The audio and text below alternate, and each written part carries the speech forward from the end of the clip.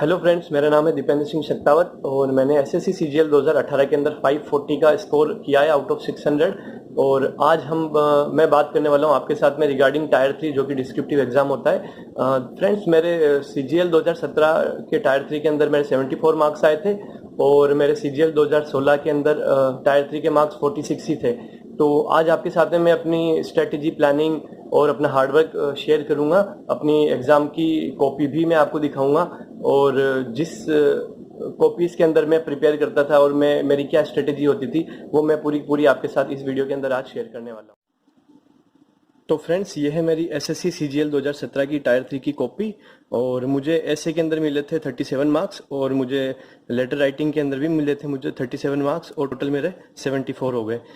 ये मेरा roll number है और मैंने ऐसे इंग्लिश में लिखा था। तो आइए देखते हैं copy.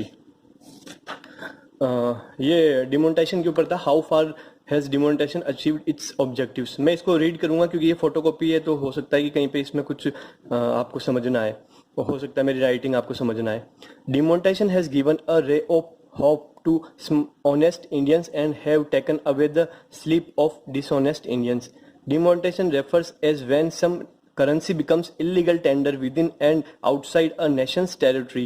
The government of India under the stewardship of PM Narendra Modi declared currency notes of rupees 500 and 1000 illegal tender on the 8th of November 2016 midnight. The aim of demonetization is to root out hawala corruption and black money, terror funding, and bring back hoarded money in circulation again. According to government's estimate committee, India's parallel economy consisted of nearly 23% of national income. This is not the first time demonetization is done. In the past, notes of 10,000 and 5,000 were to demonetization in India. USA also demonetized $100 currency notes and to prevent economy from the mire of hoarders. Demonetization bring back hidden money from all classes of people. It also gave proposition to cashless economy. According to Moody's report, cashless economy will improve GDP by 0.8% and also lead to transparency and smooth functioning of economy. Demonetization halted illegal funding of NGOs linked to terrorism, increased revenue from income tax departments, reduced real estate prices which had 11% share of net tax revenue. Gambling and crimes are reduced. Stone pelting in Jammu and Kashmir stopped for some time and reduced to some extent. Now the government of India can allocate more pro-poor funds as lakhs of crores deposited in banks. Also rejuvenated banking system, though it created trouble for interim period, but our economy got washed off black money. World Bank and IMF gave epitaph. दोस्तों ये word गलत है, यहाँ epitaph नहीं होता, epithet होता है, वो मेरा मिस्टेक था, of new economic star to India and praised demonetization. दोस्तों ये है मेरे लेटर राइटिंग की कॉपी और फिलहाल आप देखे जाए तो ये सब कुछ जो बनता है ये यूएफएम का केस बनता है अभी, पर अभी हम इस पर बात नहीं करेंगे, हम आगे चलते हैं। ये मैंने एड्रेस लिखा है, एड्रेस का फॉर्मेट है और हम आगे लेटर राइट करते हैं। यहाँ से शुरू करता हूँ मैं। With all my due respect I want inform that I won't be injured due to my personal emergency condition. My family went to Ahmedabad to attend marriage ceremony of my cousin sister, and while returning our car crashed against a truck and all family members were seriously injured. My mother's condition is somewhat critical, so I am unable to join on 15th of July 2018. I am attaching medical reports along with the application. I have also sent an email to your email ID. Sorry for the delay, but my circumstances are unavoidable. For any assistance, you can call me on this number. Thank you. And I have enclosed medical report and this is my marks. Okay, thank you.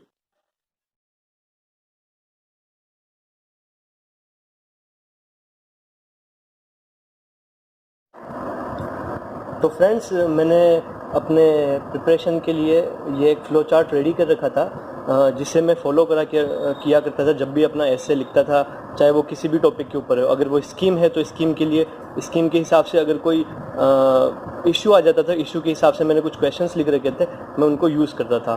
तो मैंने इसको 5 part के अंदर divide कर रखा था paragraphs में। पहले पैराग्राफ में आप देख सकते हैं डेट, मिनिस्ट्री, अगर कोई स्कीम आ जाती है तो मिनिस्ट्री इन्वॉल्व, किसने लॉन्च किया, कब लॉन्च किया, स्कीम का क्या एम है, ये लिखता था। फिर दूसरे पैराग्राफ में इस स्कीम की ज़रूरत क्यों पड़ी, कुछ उसका हिस्टोरिकल बैकग्राउंड आप डालिए वहाँ पे, उसका इंटरनेशनल एस्पेक्ट डालिए और 1-2 फैक्ट और फिगर डालिए, ताकि आपकी इम्प्रेशन, फर्स्ट इम्प्रेशन बहुत अच्छे पड़े। आप जानती हैं फर्स्ट इम्प्रेशन होता है वो लास्ट इम्प्रेशन होता है। फिर अब हम जब पैराग्राफ 3 में आते थे तो मैं लिखता था स्कीम के कंपोनेंट्स, आप स्कीम के क्या क्या कंपोनेंट्स है गवर्नमेंट की, वो आप एक्सप्लेन कीजिए।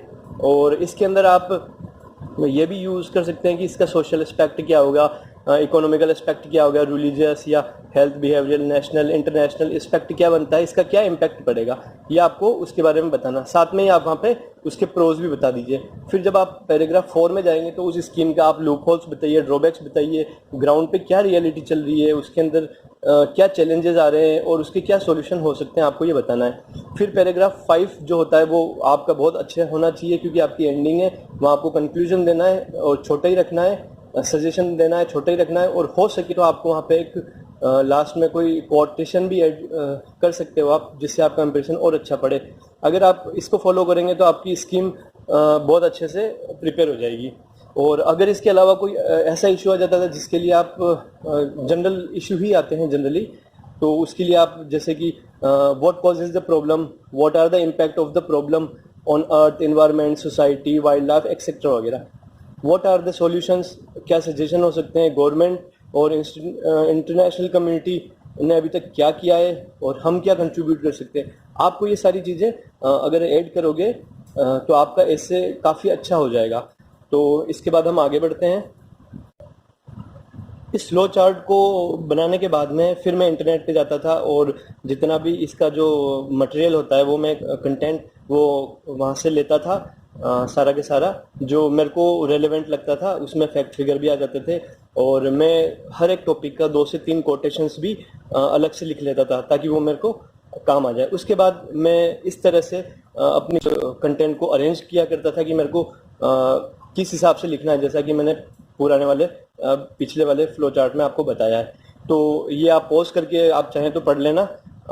ये फ्रंट पेज है और मैं मटेरियल थोड़ा ज़्यादा ही लेता था ताकि मैं उसमें से चूज करके और अच्छे से लिख पाऊँ। तो फ्रेंड ये सेकंड पेज हो गया, आप इसको भी पॉज करके देख सकते हो। दोस्तों इस बार CGL 18 के अंदर जो टॉपिक आया था वो एजुकेशन के ऊपर ही रिलेटेड था और उसके लिए मैंने सारे बुलेट पॉइंट्स में मैंने अपने हिसाब से उसको रेडी कर रखा था। 1-2 कोटेशन लिखी थी, मुझे याद है अच्छे से मैंने क्या कोटेशन लिखी थी, मैं आपको बताना चाहूँगा। हर एक आदमी नॉर्मली एक कोटेशन यूज़ कर रहा था कि education is the most advanced weapon to change the world. हर कोई ये कॉमन GCPT लाइन यूज़ कर रखा था। तो मैंने एक अलग से कैची लाइन थी मेरे पास, मैंने वो लिखी थी और वो थी कि the educated differs from the uneducated as much as the living differs from the dead. ये बहुत कैची लाइन थी, इसलिए मैंने इसको यूज़ किया। हो सकता है इसका बहुत अच्छा इंप्रेशन पड़े एग्जामिनर के ऊपर। फिर उसके बाद में मैंने थोड़ा हिस्टोरिकल बताया था कि हमारे यहाँ पे नालंदा और तक्षशिला यूनिवर्सिटी थी। उसके बाद में फिर मैं वहाँ चला गया था जिसमें मैंने लॉर्ड मैक्यूले के बारे में बताया और ऐसे करके मैं फ्लो चार्ट के हिसाब से सब कुछ लिखता गया, जिसमें मैंने लिटरेसी बताई देश की और काफ़ी अच्छे से मैंने लिखा है इस बार का भी। तो इसके बाद में ये फ्रंट पेज है एजुकेशन का, मैं जो बुलेट पॉइंट्स में लिखता हूँ। और इसके बाद आप देखिए इसका सेकंड पेज। फिर ये आप पॉज करके आप देख लेना अच्छे से। इसके बाद आगे अब ये है ब्लॉग्स वाली कॉपी, वहाँ से उस मटेरियल को मैं फेयर करता था यहाँ के ऊपर और आप इसको पॉज करके पढ़ लेना। ये मैंने आयुष्मान जो कि अभी आपको पहले एग्जांपल के तौर पे दिखाया था उसी को मैंने लिख रखा है। और इसका सेकंड पेज हो गया, आप पॉज करके पढ़ लेना। ये थर्ड पेज हो गया। तो फ्रेंड्स लास्ट के 4-5 दिनों के अंदर आपको क्या करना है, आपको जितने भी आपने टॉपिक्स कवर अप किए हैं उनमें आपको जितने भी हर एक टॉपिक का इम्पोर्टेंट फैक्ट फिगर या फिर रैंक्स वगैरह या इम्पोर्टेंट जो पॉइंट्स होते हैं वो सारे के सारे आपको ऐसे लिख लेना है 1-2 पेज के ऊपर, ताकि आपको उसको रिवाइज करने में आसानी रहे काफ़ी, और आपका टाइम काफ़ी सेव हो सके, आपको मैक्सिमम चीज़ें याद रहे, ताकि आप जब एग्ज़ाम के अंदर ब्रेनस्टॉर्मिंग कर रहे होंगे ना, तो आपको ये चीज़ बहुत ज़्यादा हेल्प करेगी। तो ऐसे करके ये लिखा है, आप चाहे तो इसको पॉज करके पढ़ लेना। और फिर उसके बाद में आपको क्या करना है, जितनी भी रैंक्स और फैक्ट फिगर हो गया, या फिर कोई एक्ट हो गया गवर्नमेंट का, या फिर कोई पास्ट में कुछ रिलेवेंट कोई प्रोटोकॉल हुआ था, कोई मीटिंग हुई था, उसका आपको सारा का सारा एक चार्ट बना लेना। ऐसी कॉमन चीज़ें लिखनी है आपको जो आपके कोई अननोन टॉपिक भी आ जाए तो आप उसमें कॉमनली आराम से यूज़ कर सकते हो। जैसे लिटरेसी रेट हो गई है, इंडिया की कोई रिपोर्ट आई हो रिसेंटली, या फिर ऐसे आप सारी की सारी चीज़ों को अरेंज कर लेना, और आप इनको एक तरह से रट्टा मार लेना, ताकि आप जब इसको एग्जाम में यूज़ करोगे तो आपका इंप्रेशन बहुत अच्छा पड़ेगा एग्जामिनर पे। एग्जामिनर को ये पता चलेगा कि आपको इन चीज़ों के बारे में काफ़ी पता है, आप नॉलेज है, और वो आपको मार्क्स देने में ज़रा सी भी कंजूसी नहीं करेगा। फ्रेंड्स, टायर 3 की इम्पोर्टेंस बहुत ज़्यादा होती है। जिस एग्ज़ाम के अंदर आपको 100 मार्क्स का होता है, इसको आप ये समझ सकते हो कि कम से कम यहाँ पे 10 से लेके 25 मार्क्स तक का हेर फेर हो सकता है। कोई बंदा जिसकी राइटिंग स्किल्स बहुत अच्छी नहीं है, या हो सकता है उसने ज़्यादा प्रिपेयर नहीं किया हो, इसके ऊपर बहुत हल्के में ले लिया हो, तो हो सकता है आप उसको 20 नंबर से सिर्फ अकेले इस पेपर के अंदर पछाड़ सकते हो। वो 55 पे आ सकता है, आप 75 पे आ सकते हो। जिस एग्ज़ाम के अंदर 1 मार्क्स पे कम से कम 500 बंदे होते हैं, वहाँ पे 10 नंबर 20 नंबर बहुत ज़्यादा मायने रखता है, और मार्क्स चाहे एक ही क्यों ना हो, आपकी ज़िंदगी बदलने के लिए काफ़ी होता है। तो दोस्तों, मैं थोड़े आपके साथ में डूज एंड डोंट्स के बारे में डिस्कस करूंगा, जो आपको एग्ज़ाम के प्रिपरेशन के दौरान भी ध्यान रखना है और एग्ज़ाम के अंदर भी ध्यान रखना है। सबसे पहले तो जब आपको एग्ज़ाम अभी आपके पास में कम से कम काफ़ी टाइम पड़ा हुआ है, तो आप ऐसा कर सकते हैं कि इंग्लिश की प्रिपरेशन तो आपके साथ में चल ही रही है, और इंग्लिश को जब हम प्रिपेयर करते हैं तो आपको पता होता है कि इंग्लिश के 4 पिलर में से एक पिलर होता है राइटिंग। तो आप अभी से अपनी राइटिंग्स भी स्किल्स शुरू कर दीजिए। आधा घंटा पौन घंटा जितना आप दे सकते हो, आप अभी से इसको शुरू कर दीजिए, ताकि आपको लास्ट में प्रॉब्लम ना हो, और आपको अगर बाई चांस भगवान ना करे मेंस के अंदर थोड़े से मार्क्स से आप लैग कर रहे हो, ताकि आप तो फिर आपकी ये जो तैयारी है ना, वो आपको डिस्क्रिप्टिव में खींच के बहुत ऊपर ले जा सकती है।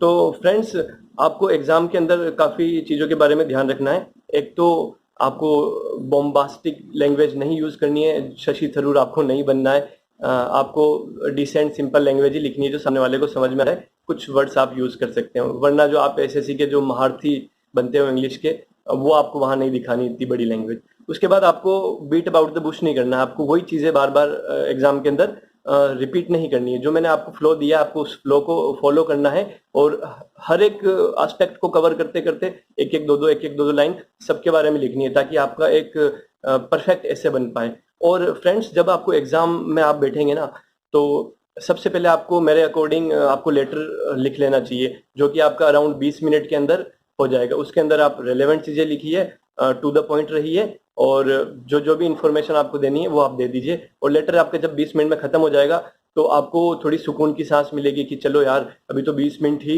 हो हुए हैं, और अभी मेरे पास में 40 मिनट्स बाकी हैं, और अभी आधा पेपर हो चुका है। वो दोनों 50-50 मिनट वाली बात नहीं। इसके बाद में आपको ऐसे को अटेम्प्ट करना है। आपको 5 से 7 मिनट तक आपको ब्रेनस्टॉर्मिंग करनी है, सारे थॉट्स को अपने माइंड में सिंक्रोनाइज करने हैं, और फिर आपको अपना वो फ्लो चार्ट याद करना है जो मैंने अभी आपको स्टार्टिंग में बताया था। उस फ्लो चार्ट के अकॉर्डिंग आपको आराम से और लिख लेना। 40 मार्क्स 40 मिनट्स आपके पास में है, जो कि मोर देन सफिशिएंट है। आराम से मैं तो 25 मिनट में लिख लिया था, और लास्ट में 10-15 मिनट फिर मैंने ऐसे ही उनको रिचेक वगैरह ये सब किया था। तो दोस्तों, इसकी इंपॉर्टेंस बहुत ज़्यादा होती है, इसको बिल्कुल भी हल्के में ना लें। ये आपके लिए गेम चेंजर हो सकता है, और आपके लिए 1 मार्क्स भी आप जानते हैं बहुत इंपॉर्टेंट होता है, जहाँ पे 500 बंदे हैं। तो दोस्तों, अच्छे से प्रिपेयर कीजिए इसके टायर 3 के लिए, और टायर 2 के लिए भी अपनी कोई कमी मत रखिए। एक मार्क्स की अपनी अपनी इंपॉर्टेंस है, और आई होप आपका टायर 3 भी बहुत अच्छा होगा। और कुछ ही दिनों के अंदर मैं आपके साथ में इंग्लिश की स्ट्रेटेजी भी शेयर करने वाला हूँ। मेरे पास काफ़ी मैसेजेस आ रहे हैं बच्चों के।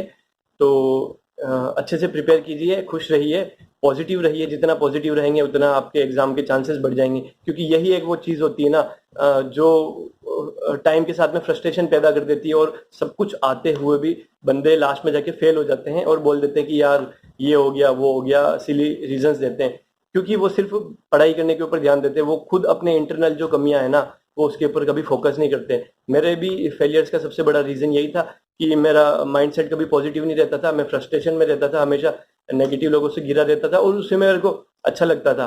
पर जब मैं एग्जाम में जाता था तो मेरे साथ में इनमें से कोई भी नहीं होता था, सिर्फ मेरे सामने एग्जाम अपना पेपर होता था। तो आप अपने आप को पॉजिटिव रखिए, अच्छे लोगों के साथ रखिए, अच्छा खाइए, आधा एक घंटा एक्सरसाइज करिए, खुश रहिए और अच्छे से प्रिपेयर कीजिए। आई होप आपके एग्जाम्स क्लियर हो, आपको आपकी ड्रीम जॉब मिले। Thank you.